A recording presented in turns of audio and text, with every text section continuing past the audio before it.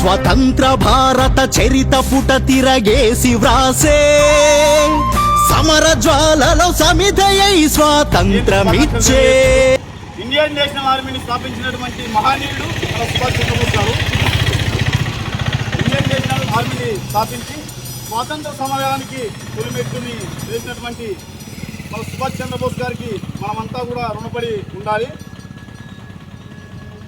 స్వాతంత్ర సమరంలో ముఖ్యులైనటువంటి భగత్ సింగ్, చంద్రశేఖర్ ఆజాద్, సర్దార్ సల్లభాయ్ పటేల్ వాళ్ళన్నింటికంటే భిన్నంగా వాళ్ళందరికంటే ముందస్తు ప్రణాళికతో ఇండియన్ నేషనల్ ఆర్మీని సృష్టికర్త అయినటువంటి సుభాష్ చంద్రబోస్ గారి జయంతికి ఇక్కడ వచ్చినటువంటి విద్యార్థులకు వారి యొక్క జీవిత చరిత్ర గురించిన కొన్ని ముఖ్య విషయాలను మనం మాట్లాడుకుంటే,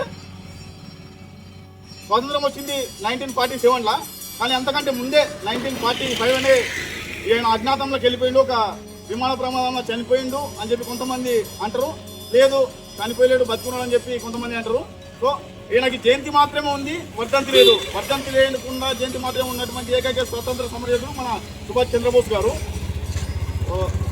ఆ టైంలో దేశంలో ఉన్నటువంటి యువతను ప్రేరేపితులు చేసి, ఉత్తేజులు చేసి స్వతంత్ర సమరంలో ముందుండేటట్లుగా మొట్టమొదటిగా ఆర్మీని స్థాపించినటువంటి వ్యక్తి మన సుభాష్ చంద్రబోస్ గారు.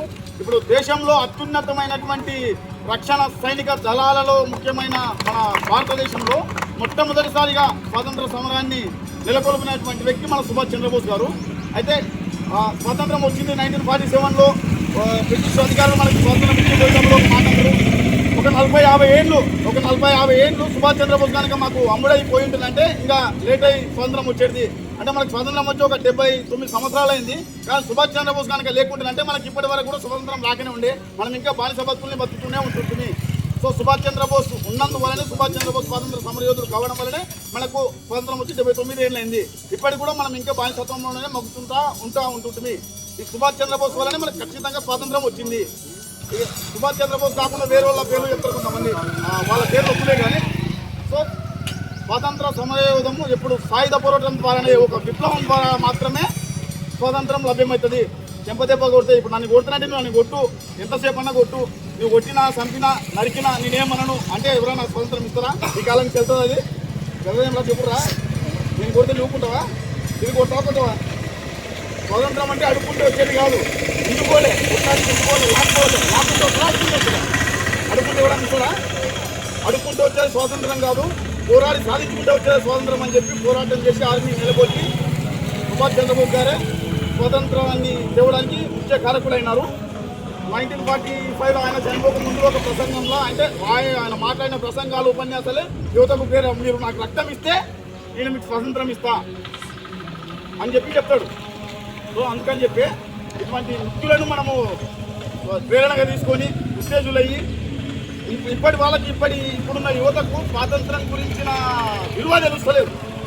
వీళ్ళందరూ కూడా వాళ్ళ జీవితాలని ధారపోసి, వాళ్ళ రక్తాన్ని ధారపోసి స్వాతంత్రాన్ని మనకిస్తే మనము దాన్ని చరవాణిలా మగ్గిపోతున్నాము, యూట్యూబ్లో చూస్తున్నాము, అంతా గబులేపుడు మన జీవితాలని. ఆ యొక్క స్వాతంత్ర యొక్క విలువ మనకు తెలుస్తలేదు. ఎందుకని చెప్పి ఇప్పటి మహనీయులను మనం పడుకోవాలి.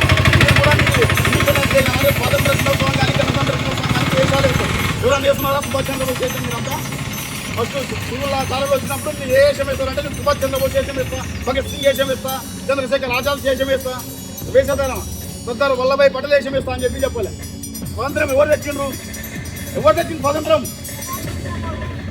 తెచ్చిన వాళ్ళ ఎంతో మంది ఈయన ముఖ్యుడు అనమాట. వాళ్ళు వీళ్ళు తేలేదు, అడుగుంటే రాలేదు, చెంపదెబ్బతింటే రాలేదు అని చెప్పి మళ్ళీ ఒకసారి వ్యవహారంలో, ఎందుకంటే ఆయన చనిపోయిండు లేదు అనేది ఇప్పటికీ ఒక మిస్టరీ లాగానే ఉంది. కాబట్టి జై హో సుభాష్ చంద్రబోస్, జై హో జై హో, జై హో సుభాష్ చంద్రబోస్, జై హో సుభాష్ చంద్రబోస్.